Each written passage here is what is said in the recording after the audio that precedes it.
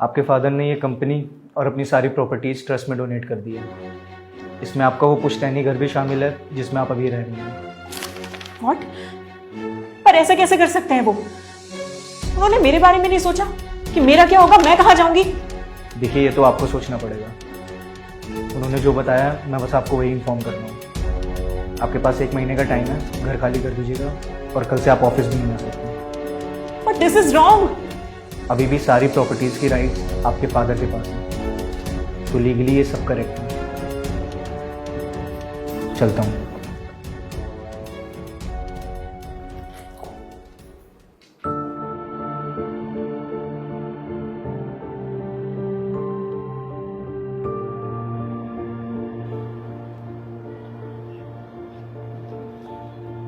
अरे बेटा, आज तू यहाँ कैसे?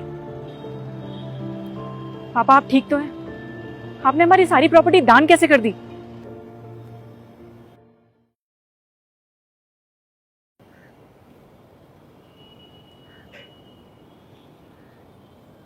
क्यों नहीं कर सकता बेटा? मेरी प्रॉपर्टी है, अपनी मेहनत से बनाई है। अब मैं उसके साथ कुछ भी करूं? पापा मैं भी तो आपकी बेटी हूं ना। आपने एक भी बार मेरे बारे में नहीं सोचा कि मैं कहाँ जाऊंगी, मैं क्या करूंगी? तू सच में मेरी बेटी है? पापा आप ये कैसी बात कर रहे हैं? ऑफ कोर्स मैं आपकी बेटी हूँ। बेटा, 2 साल पहले तूने मुझे इस वृद्धाश्रम में रहने के लिए भेजा था, ये बोलकर कि पापा आपका घर में देखभाल करने वाला कोई नहीं। और जिस दिन मैं यहाँ आया था उस दिन के बाद आज मैं तुझे देख रहा हूँ। कितने कॉल किए मैंने तुझे, लोगों को ये बताने के लिए बोला कि तेरे पापा तुझसे मिलना चाहते हैं, लेकिन तू एक बार भी मिलने नहीं है। फोन पर एक बार भी बात नहीं की, ये जानने की कोशिश नहीं की कि मैं जिंदा हूं या नहीं। तू मुझे यहाँ छोड़ गई थी ना बेटा, उसका मुझे कोई गम नहीं था, क्योंकि अपनी जगह तू सही थी। घर में अकेला रहने से तो अच्छा है ना कि मैं यहाँ अपने जैसे लोगों के साथ रहूं। लेकिन तू एक बार भी मिलने नहीं आई।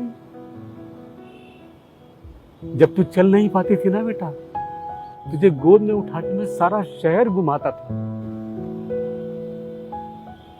तू मुझे भूल गई। शायद तुझे मुझसे प्यार था ही नहीं, तुझे मेरी प्रॉपर्टी चाहिए थी। मुझे यहां भेजकर मालिक बनना था। बहुत बन गई तुम मालकिन।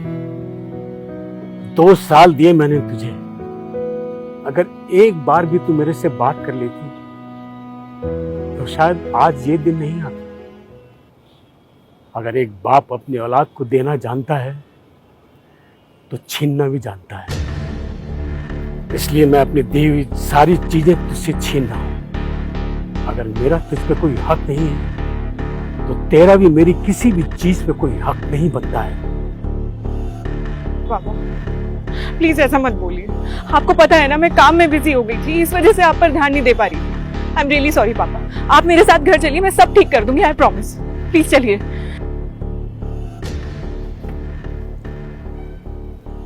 अब मेरा घर यही है। जितना तूने काम किया ना बेटा, उससे ज्यादा मैंने किया है। लेकिन कभी भी मैंने अपनी कमी तुझे महसूस नहीं होने दी।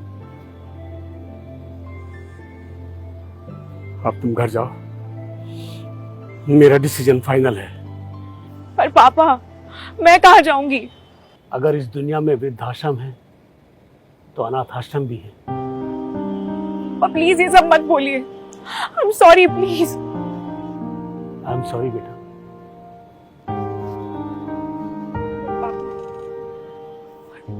पापा पापा प्लीज।